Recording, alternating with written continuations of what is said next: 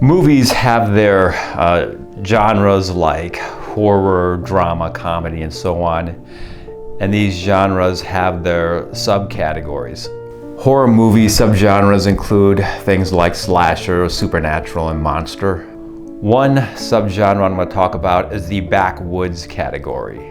This usually involves being isolated in the woods where inbred or deformed people like to kill, rob, and cannibalize the city folk. These include movies like Deliverance, Wolf Creek, The Hills Have Eyes, Wrong Turn, and so on.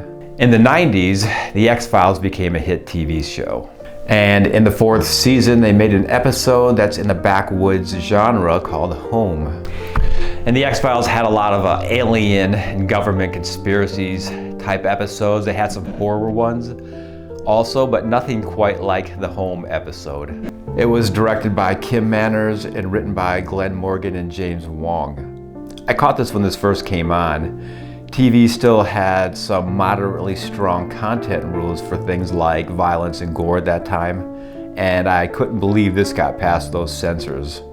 After it aired, the censors did pull it off of TV for a couple of years, and then they allowed it back on. It was inspired by some real-life stories. One was the documentary Brother's Keeper, which details the 4 barely literate brothers who lived on an isolated farm and were accused of the mercy killing of one of their brothers. I watched this years ago and it's pretty good. Also, this episode was inspired by an autobiography from Charlie Chaplin.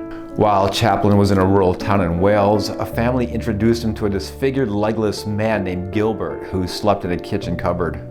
And The X-Files is one of these TV shows that have the opening scene before the credits play. And I mention that because the opening scene is really memorable. It takes place in the small town of Home, Pennsylvania. On a stormy night, a woman gives birth to a deformed baby. 3 deformed men bury it near their dilapidated house and cry out in anguish. It's a really disturbing opening. Then it's morning and some kids are playing baseball. One hits a foul ball to that old house and they just stare at it, scared to go get the ball. A kid pulls out another ball and they begin playing again. While in the batter's box, a kid taps his bat on the home plate and blood comes out. They found the dead baby, and Fox Mulder and Dana Scully are sent to investigate. They talk to that town's sheriff named Andy Taylor. The episode contained references to the old television show called The Andy Griffith Show, where the sheriff's name was Andy Taylor and his deputy was Barney Fife. The brothers watch the agents from the front porch. Mulder asks whether the people in that house have been questioned. The sheriff says that the house dates back to the Civil War and is without electricity or water, and that the brothers who lived there didn't know anything. The sheriff insinuates that that family has been inbreeding since that war, and they pretty much just keep to themselves.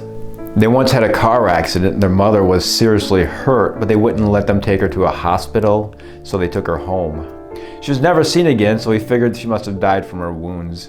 During an autopsy, the agents discovered that that baby suffocated by inhaling dirt, meaning that it was buried alive.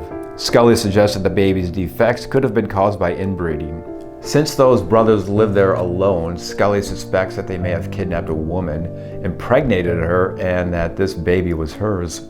Mulder and Scully search that house and discover blood, scissors, and a shovel on the table, which links them to that baby.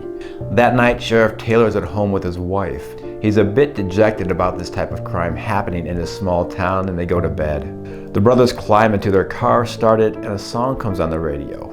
The director and writers wanted to use this song from 1966 called Wonderful, Wonderful that was sung by Johnny Mathis. Mathis looked at the script and wouldn't give his permission for it, so they still used this song and used another singer. The brothers show up at the sheriff's house. The sheriff hears them and goes for his gun, but it's too late and the brothers beat him to death with ball bats. His wife hides under the bed and the brothers are about to leave, but they can smell her. They flip the bed over, and as she screams, they raise their bats. The scene changes to outside of the house as the song plays over the crunching sounds as they kill her. It's a really horrific scene. Laboratory tests had come back and they indicate that the dead baby's father was a member of that family of brothers. Believing that the brothers must be holding the dead baby's mother, that she may need immediate medical attention, the agents and the deputy go to the house. When the deputy breaks down the front door, he's decapitated by a booby trap and the brothers rip his body apart. Mulder and Scully release the brothers' pigs to lure them out of the house before searching it. The agents find a quadruple amputee hidden under the bed. And they are horrified when they learn that she is those brothers' mother. She had survived that car accident and continued to inbreed children with her sons. She tells them that neither she nor anyone in the family can feel pain and they are survivors. The brothers realize that Mulder and Scully are inside the house and they attack. The brothers withstand several gunshots before dying. One of them is impaled on one of the booby traps. Afterwards, the agents discover that the mother and her last son have escaped in their car. That night, the car pulls over down a secluded dirt road. The brother gets out and opens the trunk where his mother is. She tells him that it's okay and they'll start their family again because they are survivors. And I guess they go on to live happily ever after.